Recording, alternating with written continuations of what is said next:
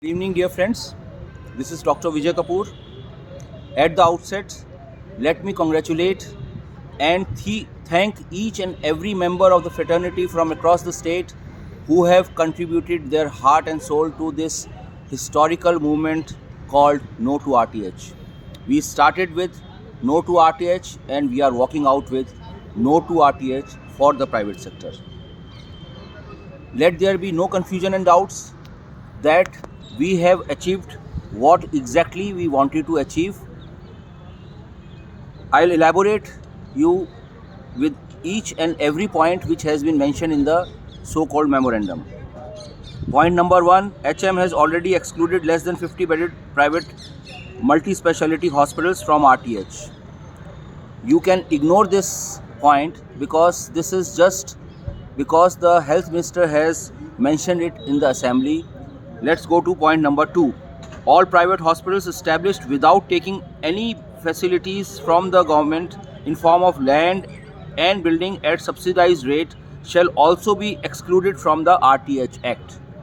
This point in fact excludes 99% of the private sector from the purview of RTH.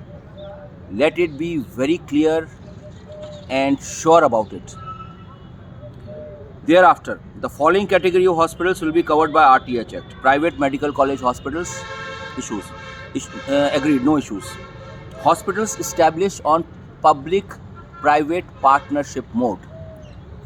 I am again repeating, public-private partnership mode. That means the government has a stake in it. Government is a partner in it. The building, the land, the infrastructure, the equipment is owned by the government partly or completely. How can you question the government which the government itself owns? The government has full authority and rights on that property and you cannot just interfere with it. So this practically implies that it is part of the government infrastructure.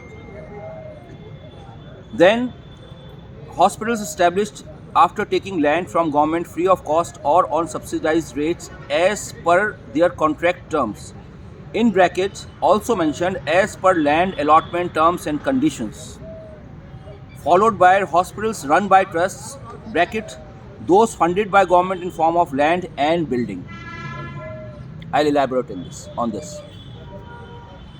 If a particular hospital or an institution has signed a clause or any such provision with the government in form of an agreement which has been done in the past with their signatures, with their approval, then that clause is binding on them.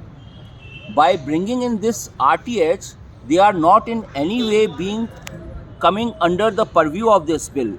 This has been clearly mentioned in the brackets and this has been specifically added as per land allotment terms and conditions. If you have submitted, which you are bound to follow, how can we say on your behalf, no, it is not acceptable? If you have signed it, accepted it as a clause and agreement, you have to follow it. You are not being forced to do anything extra apart from this by this so-called RTH bill. If you have not signed any such clause or agreement, you are out of the RTH bill. Be it trust hospital, a 50-bedded hospital, a 100-bedded hospital, or a 500-bedded hospital. All private hospitals which have no connections whatsoever with the government in any form are 101% exempted from this RTH bill. So, that practically means that we have won the fight, we have won the battle. The bill which was supposed to be applicable on the private sector on gunpoint, the government has been forced to withdraw that stand. And now this bill is purely applicable to the government institutions and all such institutions which are in any way benefiting or connected with the government. This is entirely justifiable. And let me clarify, all government doctors who are practicing in their consultation chambers apart from their hospital duties are also exempted from this bill. This has been clearly clarified and discussed with the ACS present on behalf of the government. So, to conclude, we have won the battle. I'm so happy that this battle has been won on behalf of the entire fraternity, and 99% of our members are benefited from the outcome of this bill.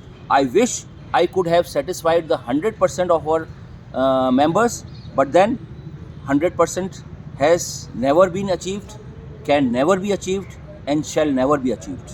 What has been achieved is 99%, and I am extremely happy, satisfied, and proud of what I have done, what we have done, what all of you have done. I have done it very honestly, very sincerely, in the best interests of the fraternity.